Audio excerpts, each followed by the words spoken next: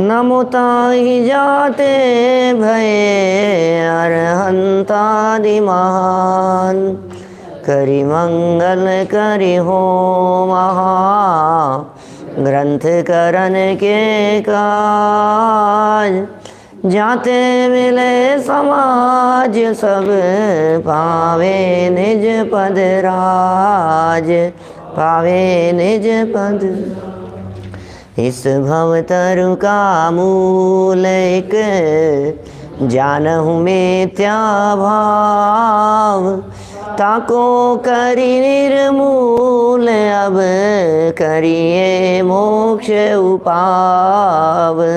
करिए मोक्ष उपाव। मोक्ष मार्ग प्रकाशक नामक ये ग्रंथ है। आचार्य कल्प टोडरमल जी साहब की यह है अनुपम रचना। 7वां अधिकार उभयाभासी जीवों का प्रकरण। उभय के संदर्भ में जिनके अंदर में आभास वर्तता है, यह उनकी चर्चा है। उभय माने हैं निश्चय और व्यवहार दोनों। माने निश्चय और व्यवहार दोनों के बारे में जिसके अंदर में भूल चल रही है, उसकी यह चर्चा है। हम यहाँ कल एक सुंदर प्रकरण के बारे में चर्चा कर चुके थे, जिसमें कुंदकुंदाचार्य देव को यहाँ प्रस्तुत करते हुए यह बताया कि भाई यदि व्यवहार नय नहीं हो तो निश्चय नय को समझाया नहीं जा सकता है। व्यवहार के बिना निश्चय का उपदेश नहीं हो सकता है। व्यवहार नय प्रतिपादक है निश्चय का। जिस तरह से अनार्य व्यक्ति को अनार्य भाषा के बिना नहीं समझाया जा सकता, जिस तरह अज्ञानी को अज्ञानी की भाषा के बिना नहीं समझाया जा सकता, बच्चों को समझाने के लिए बच्चों की भाषा में बोलते हैं। भाषा बच्चों की होती है और भाव ज्ञानी के होते हैं। भाव बड़ों के होते हैं और भाषा अज्ञानियों की होती है। ये सब अनेक उदाहरणों से हमने कल बात को देखा था। और 8वीं गाथा के आधार पर उसकी टीका में अमृतचंद्र आचार्य देव ने यह भी कह दिया था, व्यवहार नयो नानुसर्तव्य है। व्यवहार नय अनुसरण करने योग्य नहीं है। व्यवहार नय अंगीकार करने योग्य नहीं है। थोड़ी नेट में प्रॉब्लम है, इंटरनेट में, तो कुछ उपाय नहीं है। अभी ये क्या कर सकते हैं, जो है सो है ना। देखिए, या तो थोड़ी देर में आ जाएगी कनेक्टिविटी, नहीं तो फिर क्या करें। व्यवहार नयो नानुसर्तव्य। व्यवहार नय अनुसरण करने योग्य नहीं है। अनुसरण करने का मतलब है व्यवहार नय चिपकने जैसा नहीं है। कल हमने आपके बीच में इसकी भी चर्चा की थी, बिजली का उदाहरण देकर के। बिजली, लाइट, इलेक्ट्रिसिटी, पावर जहाँ से आ रहा है, करंट जहाँ है, उस करंट को कितना भी उपयोगी क्यों न हो, लेकिन उसको चिपकना मत, उस करंट से चैंठना मत। वो करंट दूरी बनाए रखने जैसा है। ठीक है ना। माने जितनी दूरी बनी रहे उतना ही अच्छा है। देखिए, व्यवहार नयो नानुसर्तव्य है।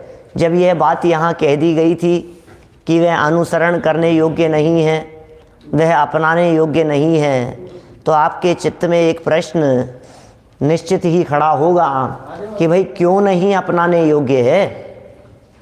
व्यवहार नय को क्यों नहीं अपनाना, ये तो बताओ। आपने कह दिया नहीं अपनाए, या आपने कह दिया व्यवहार के बिना निश्चय का उपदेश नहीं हो सकता, तो क्यों नहीं हो सकता। व्यवहार के बिना निश्चय का उपदेश कैसे नहीं दिया जा सकता, कैसे नहीं किया जा सकता? कुछ चेंज है क्या? उससे तो जुड़ा नहीं, हुआ नहीं उससे, तो कोई बात नहीं। देखिए 252 नंबर पेज पर देखिए, प्रश्न खड़ा हो रहा है, व्यवहार बिना निश्चय का उपदेश कैसे नहीं होता और व्यवहार नए कैसे अंगीकार नहीं करना, सो कहिए। कितना सुंदर प्रश्न है। व्यवहार, यदि व्यवहार नहीं हो तो निश्चय की बात क्यों नहीं हो सकती? हम कर लेंगे, व्यवहार के बिना भी निश्चय का काम हो जाएगा। आपने कैसे कह दिया कि नहीं नहीं नहीं हो सकता, नहीं हो सकता? आप सिद्ध करके बतलाइए। तो बड़े सुंदर तर्क दे करके टोडरमल जी साहब ने इस बात को सिद्ध किया है, और वो सिद्ध किया है कि 3 तर्क दिए हैं हमने। अवनीश भाई, आपको तो ध्यान होगा, अभी कुछ दिन पहले ही हमने नए चक्र की क्लास में ये तीनों बिंदु बतलाए थे। माने व्यवहार नए नहीं होना तो आप निश्चय की बात समझा ही नहीं सकते।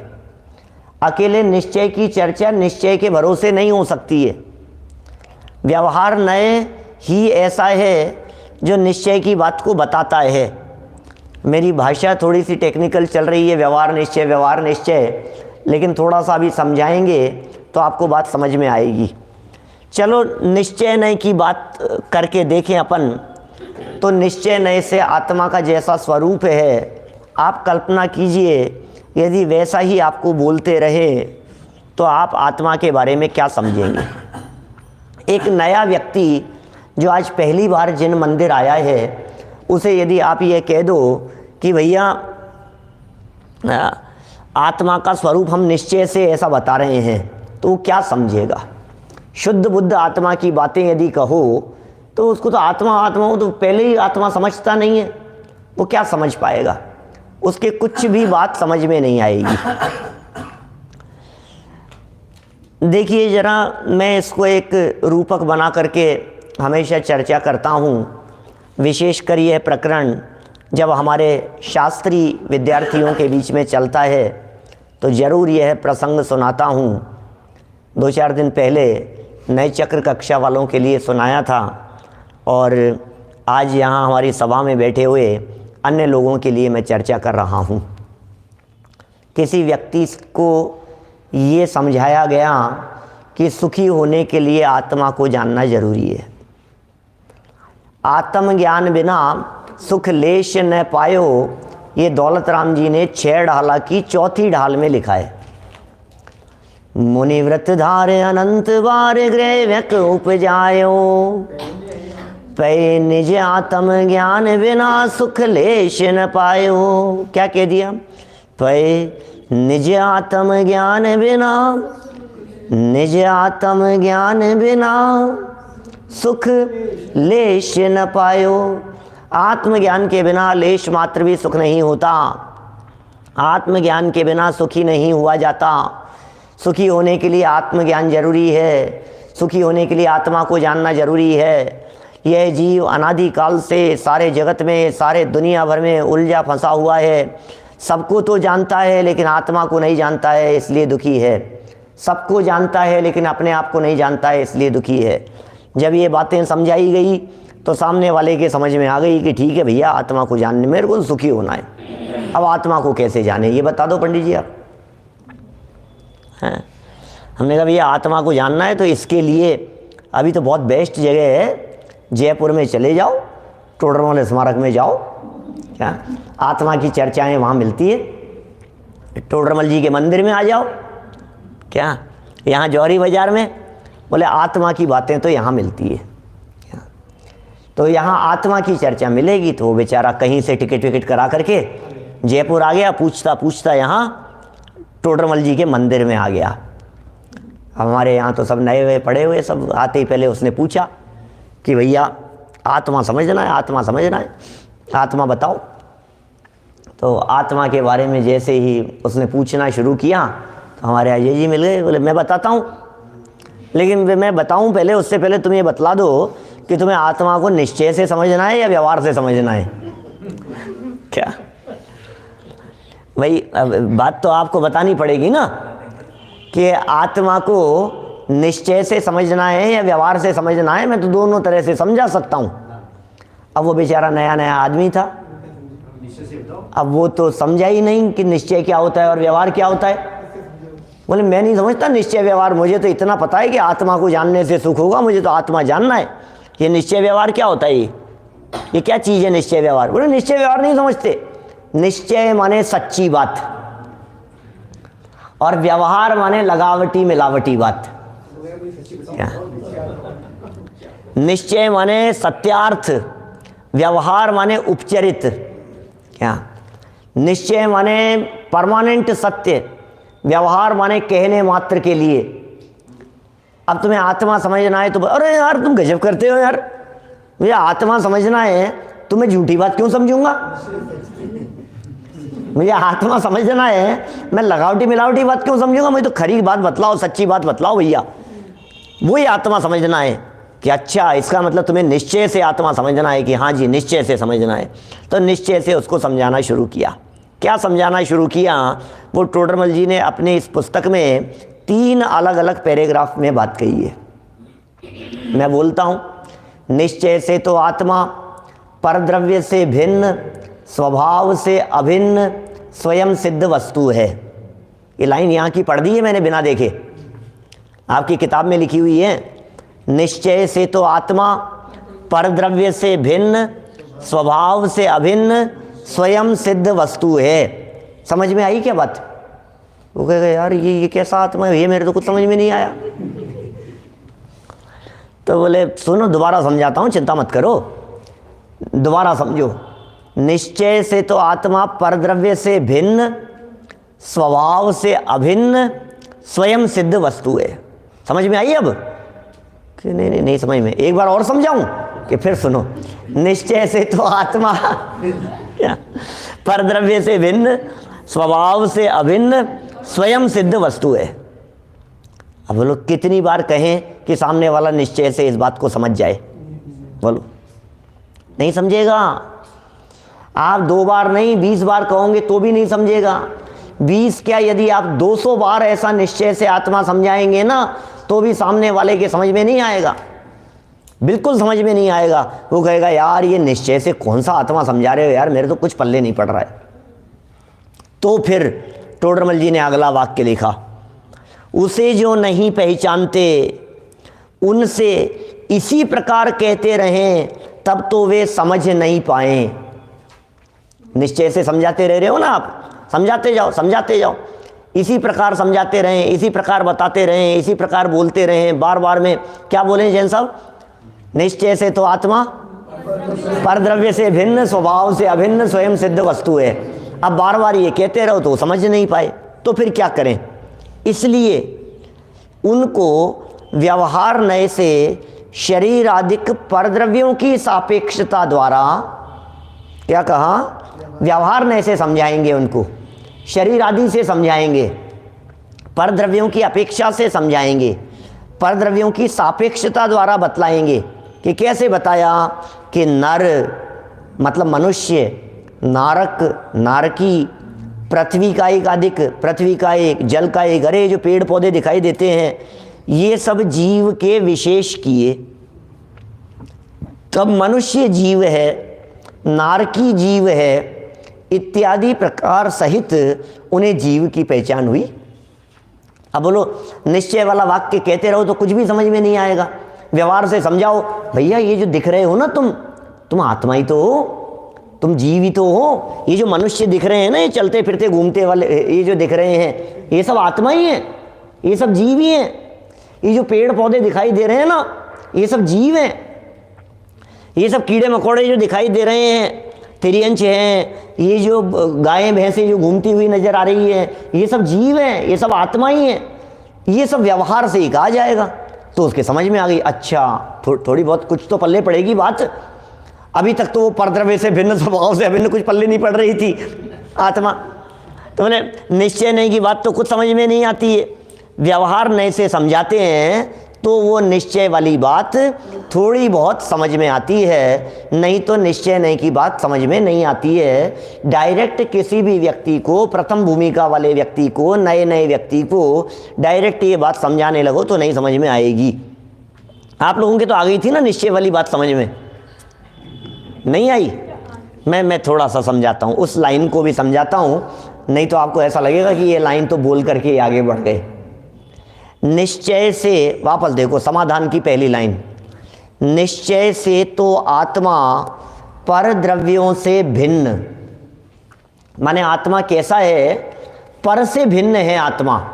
आत्मा में पर का प्रवेश नहीं है। 252 नंबर पेज है ना, 252 नंबर पेज, ऊपर से 5वीं लाइन समाधान। निश्चय से तो आत्मा कैसा है? पर द्रव्य से भिन्न, पर से भिन्न है आत्मा। आत्मा पर से भिन्न है, तो पर से भिन्न है माने आत्मा में स्पर्श रस गंध वर्ण नहीं है। पर से भिन्न है माने आत्मा आंखों से दिखाई नहीं देता। पर से भिन्न है माने आत्मा को टच नहीं किया जा सकता। पर से भिन्न है माने आत्मा को पकड़ा नहीं जा सकता, क्योंकि ये सब जो दिखता है, जो तू देखे इन आँखन सो तामे कछु न तेरा। बहुत पुराना भजन है, 200 साल पुराना। भोंदू भाई समझ सबद यह मेरा, बहुत पुराना भजन है। जो तू देखे इन आँखन सो तामे कछु नहीं तेरा। भोंदू भाई समझ सबद यह मेरा। क्या भोंदू भी कह रहे हैं और भाई भी कह रहे हैं, इन आंखों से जो कुछ भी दिखाई देता है वहां तेरा कुछ भी नहीं है। जो भी इन आँखों से दिखाई देता है वो सब पर है। जो भी आँखों से दिखाई देता है सो सब पुद्गल है, वो सब अचेतन है, सो सब जड़ है, उसमें तेरा रंच मात्र भी कुछ भी नहीं है। इस बात को, इस शब्द को समझ ले गहराई से, तो कैसा है आत्मा, कैसा हूँ मैं, कैसा है मेरा स्वरूप? बोले पर द्रव्य से भिन्न। अच्छा, और दूसरा शब्द दे दिया स्वभाव से अभिन्न। पर से तो भिन्न है, और अपना जो स्वभाव है, ज्ञान, दर्शन, सुख, वीर्य, चारित्र आदि, इन सब से अभिन्न है। पर द्रव्य से भिन्न है, स्वभाव से अभिन्न है। और कैसी है वस्तु? आत्मा स्वयं सिद्ध है। स्वयं सिद्ध माने किसी ने पैदा नहीं किया है। स्वयं सिद्ध माने किसी ने बनाया नहीं है। स्वयं सिद्ध माने कोई जन्मदाता नहीं है। स्वयं सिद्ध माने अपने आप से है, उसे होने के लिए किसी और की ज़रूरत नहीं है, किसी और की अपेक्षा की ज़रूरत नहीं है, किसी के सहयोग की ज़रूरत नहीं है। ख्याल में आई बात? तो कहते हैं स्वयं सिद्ध वस्तु है। अब ये बातें खोल करके बताओ तो समझ में आवे। अभी नए नए आदमी को समझ में नहीं आई, तो उसको नर नारकादि मनुष्य जीव है, तिर्यंच जीव है, इस तरह से बातें समझाई तो उसे समझ में आई। इस तरह से टोडरमल जी कहना चाहते हैं, भैया व्यवहार का सहारा लोगे तो निश्चय की बात समझ में आएगी। बात क्या कहना चाह रहे हैं? बोले बिना व्यवहार का सहारा लिए हुए निश्चय नहीं की बात समझ में नहीं आती, इसलिए व्यवहार जरूरी है। व्यवहारी जनों को व्यवहार की भाषा में समझाया जाता है, लौकिक जनों को लौकिक बातों की तरह से समझाया जाता है। जैसे समझ लीजिए, ये जो है ना बिजनेसमैन लोग, व्यापारी लोग, इनको बिजनेस की भाषा, इनको नोटों की भाषा समझ में आती है क्या? सबकी अपनी अपनी भाषा होती है। अब उसको उस भाषा में ही कहा जाता है, उस भाषा में ही प्रयोग किया जाता है। नए व्यक्ति के लिए तो भाषा अटपटी सी दिखाई देती है। जैसे वो टेलर इनका काम सीखने के लिए गया, पिताजी ने कहा कि बेटा तुझे ये काम सीखना है, हाथ का काम आना बहुत ज़रूरी है, और वो बहुत अच्छे मास्टर जी हैं, उनके पास जाकर के काम सीखना। बच्चे को भेज दिया, 16-17 साल का बच्चा था, गया वहाँ मास्टर जी के पास में, और वहाँ जाकर के मास्टर जी से कहा, मास्टर जी मैं उनका बेटा हूँ और उन्होंने आपके पास में काम सीखने के लिए भेजा है। बोले बैठ बैठ, 2 मिनट ये जो काम है ये निपटा लूँ, थोड़ा सा इनको समझा दूँ, फिर तेरे से बात करता हूँ। वो तो बैठ गया और इधर इसकी बातें सुनी मास्टर साहब की, किसी को समझा रहे थे, कहीं गला काटने की बात समझा रहे थे, कहीं जेब काटने की बात समझ में आ रही है बात? अरे ये कपड़ा तुमने यहाँ से काट दिया, तुम्हें पता नहीं है, यहाँ तो जेब निकल सकती थी, जेब काट दी तुमने यहाँ से। किसी का गला काटना, किसी का जेब काटना, वो तो घबरा गया बच्चा। अरे यार पिताजी ने कौन सी जगह पर भेज दिया मुझे। क्या बचपन से तो मैंने सुना है ये सब नहीं करना चाहिए, कुछ नहीं सीखा वो तो, और वहाँ से लौट करके वापस आ गया। पिताजी ने कहा कि क्या हुआ, कि पिताजी उल्टी उल्टी बातें सिखाएंगे, वो तो आदमी कुछ मेरे को सही नहीं लगे।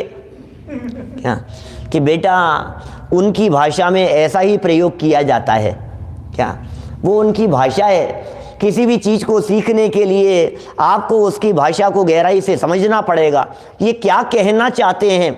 हर फील्ड की अपनी लैंग्वेज होती है, कंप्यूटर की अपनी लैंग्वेज होती है, क्या इंजीनियर्स वगैरह की अलग लैंग्वेज होती है, अरे वकीलों की लैंग्वेज अलग प्रकार की होती है। यदि आपको कोई वो बनवाना हो ना, किरायानामा भी लिखवाना है, मान लीजिए एग्रीमेंट भी करवाना है, वकीलों की भाषा ऐसी होती है कि आधे लोग तो समझ ही नहीं पाते कि ये क्या क्या रहे हैं। उनके शब्द ही अलग होते हैं, तो उन्हीं शब्दों में लिखना पड़ता है, उन्हीं शब्दों में बताना पड़ता है, नहीं तो बात समझ में नहीं आएगी।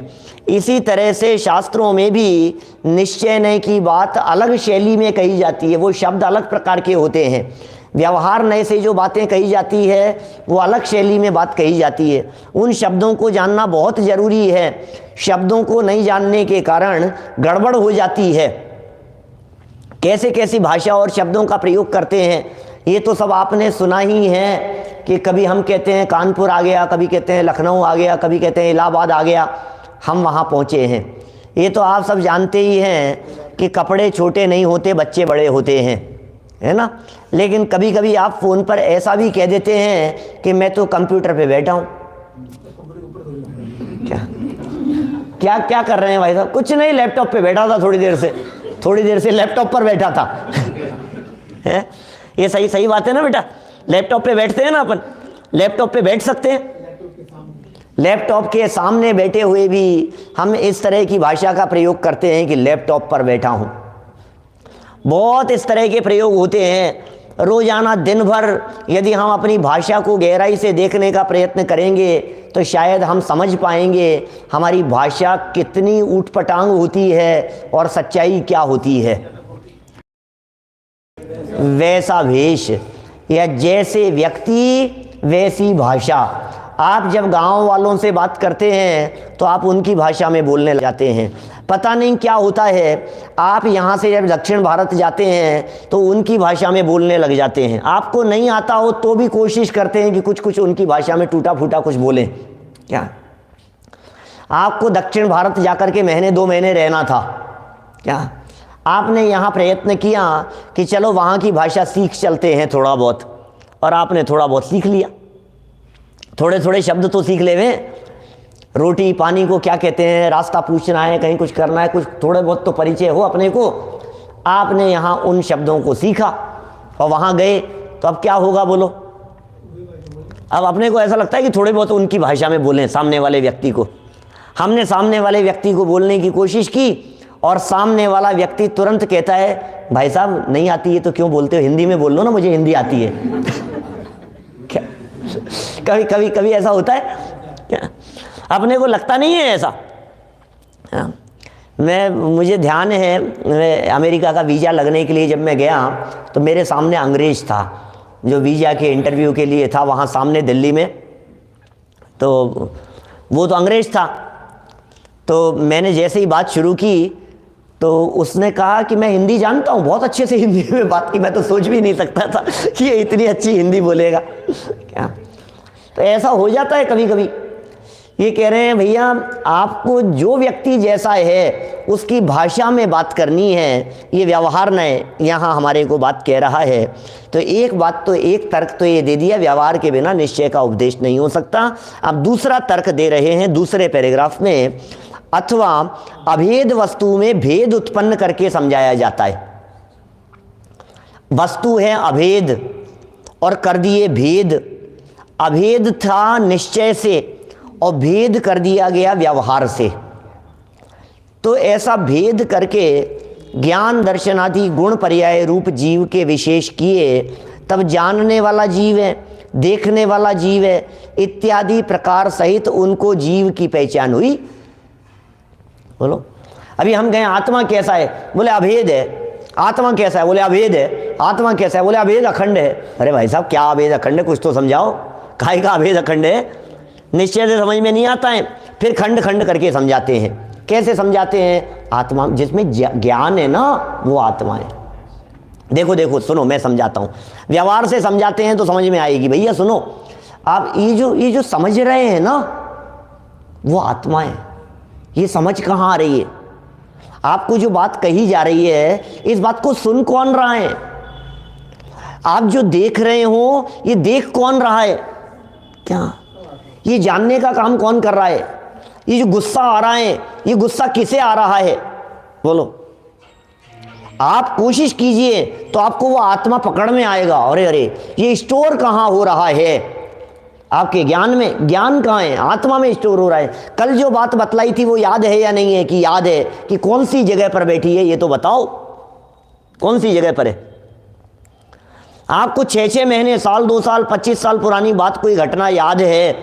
हम आपसे पूछ रहे हैं कि बताओ, आपको वो याद है तो वो कौन सी जगह पर बैठी हुई है? जिसको ज्ञान है, जो जानता है, जो जानने देखने का काम करता है, जिसमें ज्ञान पाया जाता है, ये जो सुख दुख का अनुभव करता है, वो जीव है, वो आत्मा है। जब इस तरह से समझाया, टुकड़े करके समझाया, भेद करके समझाया, व्यवहार से समझाने का प्रयत्न किया, तो इसके समझ में आई क्या होता है जीव और आत्मा। नहीं तो नहीं समझ में आती है। कितना समझाने की कोशिश करो। जब हम धीरे धीरे ये बातें समझाने का प्रयत्न करते हैं तो ये बातें समझ में आती है। अच्छा बताओ, जानने वाला यदि आंखें हैं, यदि आप आंख से देखते हो तो वही बचपन से तर्क सुनते आ रहे हैं, मुर्दे को भी देखना चाहिए। ये क्या हुआ? कौन है आत्मा? बोले this body minus dead body. This body, ये जो दिखाई दे रहा है हमारा जीवंत शरीर, इसमें से डेड बॉडी को माइनस कर दो तो जो दिखाई देगा उसका नाम सोल है। इस शरीर में से मुर्दा शरीर को माइनस कर देने पर जो बचेगा उसका नाम आत्मा है। पकड़ में आ रहा है क्या आत्मा? तो ये भेद करके समझाया, जानने वाला, ज्ञान दर्शन आदि से समझाया, गुणों से समझाया, उसके विशेष करके समझाया। तो क्या हुआ? जानने वाला जीव है, देखने वाला जीव है, इत्यादि प्रकार सहित उनको जीव की पहचान हुई। कहने का मतलब यह है, व्यवहार के बिना नहीं समझाया जा सकता। ये व्यवहार का सहारा लेना ही पड़ेगा आपको। व्यवहार को ऐसा भी कह सकते हैं, निश्चय माल है, व्यवहार पैकिंग है। निश्चय असली वस्तु है और व्यवहार उसे समझाने के लिए उदाहरण है। तो उदाहरण से बात समझाते हैं तो निश्चय की बात समझ में आती है। देखिए, तथा निश्चय से वीतराग भाव। अब ये तीसरा पॉइंट कह रहे हैं, पॉइंट नंबर 3। विद्यार्थियों को तो कहता हूं याद करने के लिए, व्यवहार के बिना निश्चय का उपदेश नहीं हो सकता। इसके लिए पहला पॉइंट, परद्रव्य से भिन्न, स्वभाव से अभिन्न। दूसरा पॉइंट, अभेद अखंड वस्तु को भेद करके समझाया। तीसरा पॉइंट, मोक्ष मार्ग क्या है भाई साहब? मोक्ष मार्ग क्या है बताओ? है निश्चय से वीतराग भाव मोक्ष मार्ग है। बोलो, निश्चय से वीतराग भाव मोक्ष मार्ग है। ये है असली मोक्ष मार्ग। अब किसी को कहो साहब मुझे मोक्ष में जाना है, मोक्ष मार्ग बताओ, मोक्ष मार्ग बतलाओ। बोले वीतराग भाव। वीतराग भाव। बोले यार का वीतराग भाव है, मेरे कुछ पल्ले नहीं पड़ रहा है। क्या वीतराग भाव? मोक्ष जाना है, क्या होता है वीतराग भाव? कुछ समझाओ तो सही। तो फिर उसे जो नहीं पहचानते उनको ऐसे ही कहते रहें तो वे समझ नहीं पाए, तब उनको व्यवहार नए से समझाते हैं। कैसे समझाते हैं? तत्व श्रद्धान ज्ञान पूर्वक। तत्व श्रद्धान माने सम्यक दर्शन, और ज्ञान माने सम्यक ज्ञान, माने सम्यक दर्शन और सम्यक ज्ञान पूर्वक परद्रव्य के निमित्त मिटने की सापेक्षता द्वारा, पर का निमित्त मिटाने की अपेक्षा से व्रत, शील, संयम आदि रूप ये वीतराग भाव के जब विशेष कर दिए विशेष बतलाए, तब उन्हें वीतराग भाव की पहचान हुई। क्या होता है वीतराग भाव? क्या बोलो, वीतराग भाव क्या होता है? अब यदि आप वीतराग भाव नहीं समझते हो तो हम कहते हैं भैया व्रत लो, संयम अंगीकार करो, घर गृहस्थी छोड़ो, दीक्षा लो, अणुव्रती हो जाओ, प्रतिमाधारी हो जाओ। तो ये हमने उसके कुछ विशेष कर दिए उस वीतराग भाव के, तो सब इसका नाम मोक्ष मार्ग है क्या? सुनो सुनो, ये तो पर का निमित्त मिटने की अपेक्षा से कहा था। पर से हटकर दृष्टि आत्मा में जाएगी तो असली वीतराग भाव है। ये बातें समझने समझाने के लिए कही कि व्यवहार के बिना काम नहीं चलेगा, व्यवहार जरूरी है, व्यवहार के बिना निश्चय का उपदेश नहीं हो सकता, व्यवहार के बिना किसी व्यक्ति को समझाया नहीं जा सकता है, व्यवहार के बिना बताया नहीं जा सकता है। व्यवहार माने समझने समझाने की शैली, व्यवहार माने समझने समझाने की भाषा, ठीक है ना? वो कैसे समझाते हैं, ये जो भाषाएं हैं ये आपके ऊपर निर्भर करता है। विषय एक ही है और हर व्यक्ति के समझाने की स्टाइल अलग अलग प्रकार की होती है। लेकिन अब टोडरमल जी का जो अगला प्रश्न था, वापस देखो 252 नंबर पेज पर तीसरी लाइन, ध्यान देना, प्रश्न जहां लिखा हुआ है, मिल गया आपके पास? शायद पुरानी पुस्तक है, बहुत पुरानी है पुस्तक, इसमें अलग है ना शायद? सही है। देखो प्रश्न क्या था, व्यवहार बिना निश्चय का उपदेश कैसे नहीं होता, एक बात, और व्यवहार ने कैसे अंगीकार नहीं करना, दूसरी बात। तो अभी जो 3 पॉइंट आपको बतलाए यहाँ 3 पैराग्राफ के माध्यम से, उसमें तो ये बतलाया है कि व्यवहार के बिना निश्चय का उपदेश कैसे नहीं हो सकता, व्यवहार कैसे जरूरी। अब कह रहे हैं लेकिन फिर भी इतना जरूरी होते हुए भी व्यवहार के चेंट मत जाना, कि क्या मतलब साहब, कैसे अंगीकार नहीं करना व्यवहार को? बोले इन्हीं 3 पॉइंट को हम दोबारा दूसरे ढंग से समझाते हैं, जरा वो समझो। बहुत जरूरी बात कह रहे हैं, माने कोई व्यक्ति इतनी सी बात सुनकर के अपने ऑफिस के काम से चले जाए उठ करके तो मारा जाएगा, समझ रहे हो आप? यदि कोई व्यक्ति इतनी अधूरी बात सुन करके चला जाएगा ना तो मर जाएगा। ये बात समझ लेना, अधूरा ज्ञान सदा नुकसान, अधूरा ज्ञान सदा नुकसान। इसलिए हमारे यहाँ शास्त्रों में कहते हैं आद्योपांत ग्रंथ पढ़ना, शुरू से आखिरी तक पढ़ना। आचार्यों ने जो बात कही है, बीच बीच में नहीं, छोड़ना मत, कदाचित नहीं आ सको तो आगे पीछे सुन लेना उसको, लेकिन विषय वस्तु पहले ग्रंथ के पहले पेज की पहली लाइन से लेकर अंतिम पेज की अंतिम लाइन तक पूरा पढ़ना। नहीं तो क्या होगा, अभी जैसे देखो आधी बात अपन ने पढ़ी यहाँ तक, अब इसके बाद में नहीं पढ़ी तो फिर व्यवहार व्यवहार व्यवहार व्यवहार के गीत गाता रहेगा, तो यही करेगा और क्या करेगा। व्यवहार के बिना नहीं हो सकता, व्यवहार बहुत जरूरी है, व्यवहार के बिना काम नहीं चलता है, व्यवहार ही इंपॉर्टेंट चीज है, यही चलेगा और व्यवहार के चिपक जाएगा। वैसी स्थिति होगी जैसे बिजली की, इलेक्ट्रिसिटी की उपयोगिता बतलाने पर बिजली से चिपकने जैसी बात, जैसी कल कही थी, इतना उपयोगी है, फिर भी क्या कह रहे हैं, कैसे अंगीकार नहीं करना। जरा इन्हीं 3 बिंदुओं को वापस देख लो, अभी है अपने पास में पर्याप्त समय इस पेज को पढ़ने के लिए, जरा सुनो। तथा देखो इसी प्रकार अन्यत्र भी व्यवहार बिना निश्चय के उपदेश का न होना जानना। अब ये तो 3 उदाहरण दिए, 3 से 30 निकाल लो आप। व्यवहार के बिना काम नहीं चलता, समझाएंगे कैसे? किसी भी बात को समझाने के लिए आप सहारा तो लेंगे ही ना व्यवहार का। तथा यहाँ व्यवहार से नर नारकादि पर्याय को जीव कहा। सुनो सुनो सुनो क्या कह रहे हैं, व्यवहार से क्या कहा है, ऊपर फर्स्ट पैराग्राफ, निश्चय से आत्मा परद्रव्य से भिन्न, स्वभाव से अभिन्न स्वयं सिद्ध वस्तु है, उसे जो नहीं पहचानते उनको समझाने के लिए व्यवहार से परद्रव्य की सापेक्षता द्वारा नर नारकादि हैं, मनुष्य जीव है, नारकी जीव है, ये सब विशेष किए थे ऊपर पैराग्राफ में।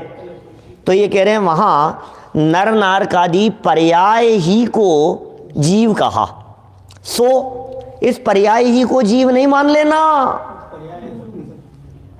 भाई तुम्हें समझाने के लिए हमने समझाया मनुष्य जीव है, तुम्हें समझाने के लिए समझाया हाथी जीव है, तुम्हें समझाने के लिए समझाया गाय भैंस जीव है, ये सब जीव ही तो हैं, लेकिन कह रहे हैं इस पर्याय ही को जीव नहीं मान लेना।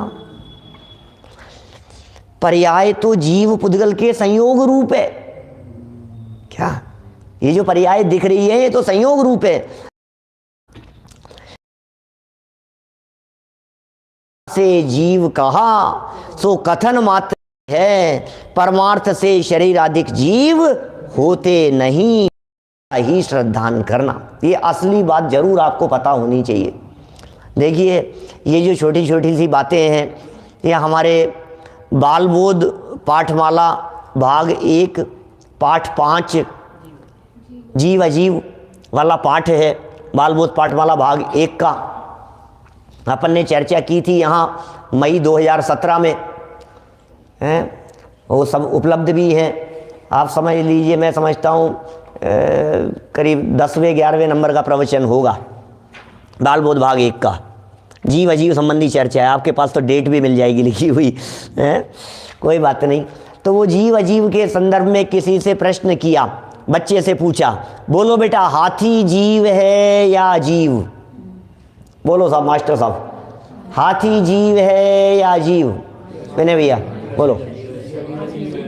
हाँ क्या भाई साध्य, हाथी जीव है या अजीव? तो फिर ये समझाया वहाँ, शाबाश सही कहा, हाथी का शरीर अजीव है और उसकी आत्मा जीव है। बोलो ये जब तक भेद विज्ञान नहीं होगा तब तक हाथी तो जीव है, हाथी तो जीव है, चींटी तो जीव है, ये सब जीव ही तो है। भैया चींटी को जीव कहना ये व्यवहार से जीव है, हाथी घोड़े को जीव कहना ये व्यवहार से जीव है। लेकिन सच्ची बात क्या है? इसमें भी सच्ची बात यह है कि शरीर अजीव है और आत्मा जीव है। ये विशेष बात है। इसको यदि नहीं समझोगे और शरीर वाले कोई जीव मान करके समझोगे तो गड़बड़ हो जाएगी। जैसे समय सार में अमृत चंद्राचार्य देव ने उदाहरण दिया है, भिन्न स्वाद जाने नहीं समझे मीठी घास। क्या अनाज और उसका घास भूसा चारा उनको मिला करके खाता है और ये समझता है यही है, घास ही मीठी है। अरे भाई घास अलग है और माल अलग है, गेहूं अलग है और छिलका अलग है। ये जो तुम देख रहे हो ये मिलावट देख रहे हो, इस मिलावट के काल में भी इस मिलावट से भिन्न देखो। क्या देखना जरा यहाँ क्या कह रहे हैं। तो इसी प्रकार अन्यत्र भी व्यवहार बिना निश्चय के उपदेश का न होना जान लेना। ये तो पहला हो गया ये पॉइंट, शरीर आदि के संयोग वाला। अब तथा सेकंड पॉइंट, अभेद आत्मा में ज्ञान दर्शन आदि भेद किए, समझाने के लिए किए थे व्यवहार से, निश्चय से तो आत्मा अभेद था, समझाने के लिए भेद किए। सो उन्हें भेद रूप ही नहीं मान लेना, क्योंकि भेद तो समझाने के अर्थ किए हैं। निश्चय से आत्मा अभेद ही है, उसको ही जीव वस्तु मानना। क्या जो भेद किए हैं ये सब समझाने के लिए किए हैं। निश्चय से आत्मा में कोई ऐसा ज्ञान होगा, दर्शन होगा। ज्ञानचंद जी जो टॉप फ्लोर पर हैं, दर्शन लाल जी आंखों में होंगे, चारित्र सागर जी हाथ पांव में होंगे, ऐसा थोड़ी ना है, कोई अलग अलग नहीं है। दर्शन ज्ञान चारित्र ये कोई अलग अलग नहीं है, पूरा ही आत्मा इनका अभेद अखंड है। ऐसा नहीं हो सकता साहब मंदिर में तो ज्ञान का काम है। क्या मंदिर में तो ज्ञान का काम है, तो एक काम करो, ज्ञान को तो मंदिर भेज देते हैं और शरीर का काम घर में है तो शरीर को वहाँ छोड़ देते हैं, श्रद्धा वहाँ लगा देते हैं, ज्ञान वहाँ लगा देते हैं, चारित्र से ये करते रहते हैं। ऐसा नहीं चलेगा, ये सब एक साथ ही है। वस्तु तो अभेद अखंड है, उसे ही आत्मा जानना, उसे ही जीव वस्तु जानना। देखिए संज्ञा संख्यादिक से भेद कहे सो मात्र ही है। आत्मा में भेद कर दिए अपन ने, संज्ञा है, संज्ञा माने नाम, संख्या माने काउंटिंग, संख्या, और कहते हैं लक्षण प्रयोजन, इनसे भेद कर दिए जाते हैं। संज्ञा संख्या लक्षण प्रयोजन, इनकी दृष्टि से शास्त्रों में भेद किए गए हैं। संज्ञा क्या होता है? जैसे आत्मा और गुण, इनमें भेद करना है तो एक का नाम आत्मा है, एक का नाम ज्ञान दर्शन है, तो भेद कर दिया। संज्ञा की दृष्टि से नाम अलग अलग हो गए, संख्या की दृष्टि से आत्मा एक है और गुण अनंत है। लक्षण की दृष्टि से आत्मा तो उपयोग लक्षण वाला है और गुण द्रव्याश्रया निर्गुणा गुणा, वो गुण का लक्षण है। तो लक्षण प्रयोजन की दृष्टि से आत्मा भेद अखंड है, वो समझ जाने का प्रयोजन है, और भेद ये समझने का प्रयोजन है। भाई दो तरह की बातें होती है ना, एक होता है समझना, एक होता है समझ आना। जैसे समझिए, ये इतना सुंदर उदाहरण यहाँ ये जो दिया है इन्होंने कि भैया अभेद में भेद कर है तो समझाने के लिए किया है, तुम उसको ही मत समझ लेना। जैसे हमने कहा खीर को समझाओ भाई साहब, खीर समझाओ थोड़ा सा, जैन साहब खीर को समझाओ क्या होता है। बोले खीर नहीं समझते क्या तुम? खीर तो वो सफ़ेद होती है लिक्विड। कि नहीं समझ में नहीं आई कि नहीं, और समझो उसके अंदर चावल भी होते हैं, थोड़े ड्राई फ्रूट्स वगैरह होते हैं, दूध होता है, केसर है, चीनी है, इलायची है। नहीं समझ में आई आपको क्या होता है? क्या नहीं, अभी टेढ़ी खीर की चर्चा नहीं है। अभी सुनो, अभी क्या कह रहे हैं, अभी समझ में आई क्या आपके? तो बोले समझ में तो आ गई क्या, लेकिन जो समझ में आई है या जो समझाई गई है ये भेद करके समझाया गया है। चावल, दूध, इलायची, केसर, ड्राई फ्रूट, ये सब भेद करके समझाया गया है। तुम इन भेदों को ही खीर मत समझ लेना है। कहीं चावल रखते हैं और तुम कह दो कि ये तो खीर है, ऐसा नहीं चलेगा। वास्तव में जो खीर है वो तो चावल, दूध और ये सब चीजें मिलकर के इनका अभेदता का नाम खीर है। क्या भेद का नाम खीर नहीं है मास्टर साहब? क्या अभेद का नाम खीर है। ऐसे आत्मा समझाया। बोले ज्ञान, दर्शन, सुख, वीर्य, चारित्र।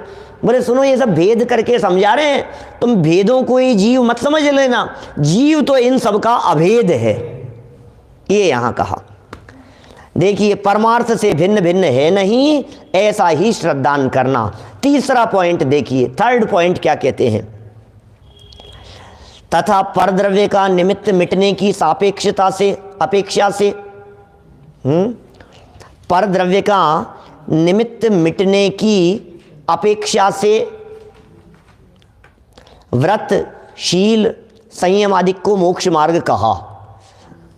तो इन्हीं को मोक्ष मार्ग नहीं मान लेना। आप अणुव्रत को मोक्ष मार्ग मान लो, आप महाव्रत को मोक्ष मार्ग मान लो, आप व्रत को, शील को, संयम को, इनको मोक्ष मार्ग मान लो। ये मोक्ष मार्ग नहीं है, क्योंकि परद्रव्य का ग्रहण त्याग आत्मा के हो तो आत्मा परद्रव्य का कर्ता हर्ता हो जाए। बोलो, परद्रव्य का त्याग होता ही नहीं है। तुमने क्या समझ लिया है, मैंने घर छोड़ दिया, घर छोड़ दिया। अरे तू घर को छोड़ ही नहीं सकता है, तो छूटा हुआ ही है। बोलो आप लोगों ने सबने भी घर छोड़ दिया ना? अरे क्या बात कर रहे हो, हमने घर तो नहीं छोड़ा। तो घर लेके आए हो अपनी जेब में? क्यों लाए तो नहीं है, तो फिर छोड़ के आए हो कि नहीं? छोड़ा भी नहीं। तो फिर छोड़ना किसे कहते हैं? आप 7 दिन के लिए शिखर जी चले गए यहां से, तो आपने घर छोड़ा कि नहीं छोड़ा? कि नहीं छोड़ा थोड़ी ने।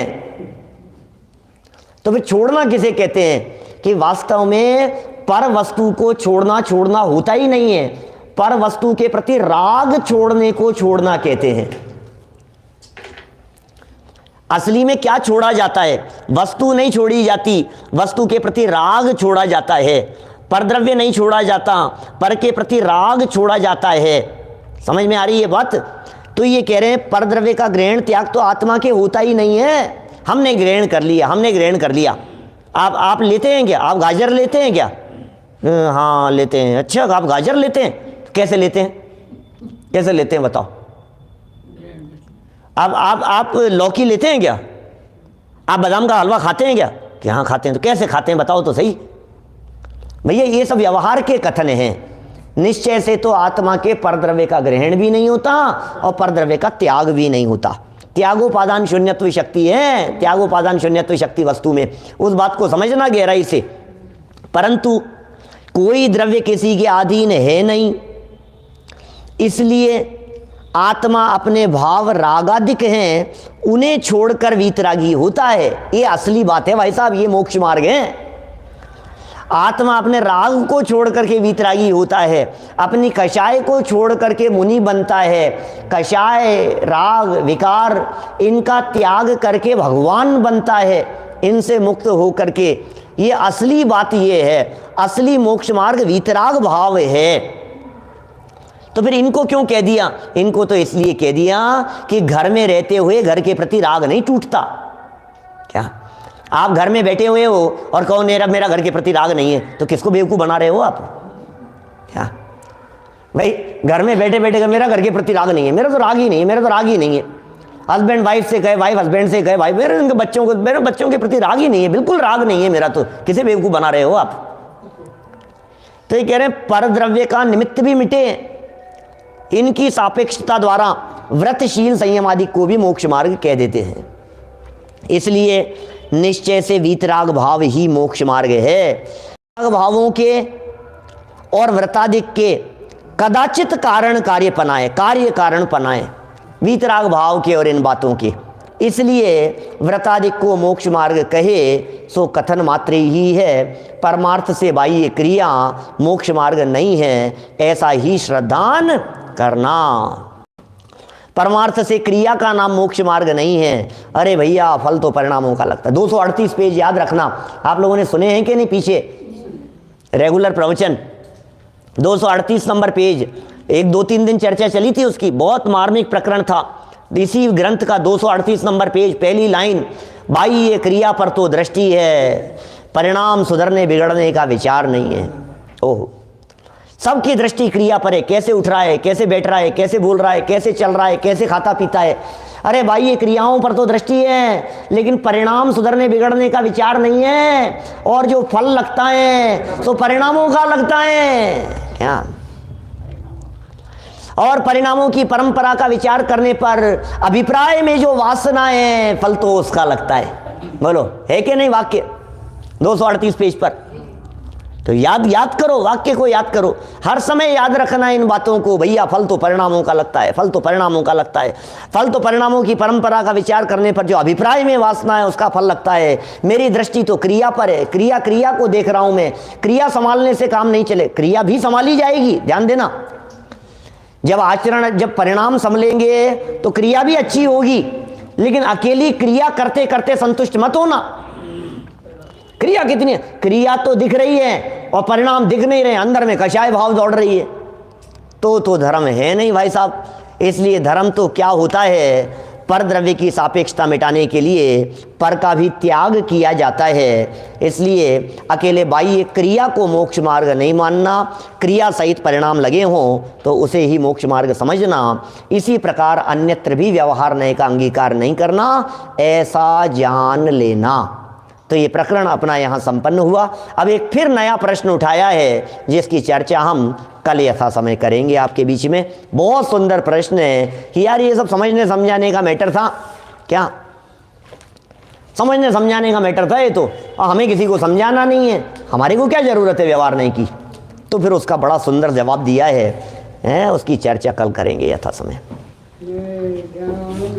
नंद स्वभावी हूँ मैं, ज्ञानानंद स्वभावी हूँ अपने में स्वयं पर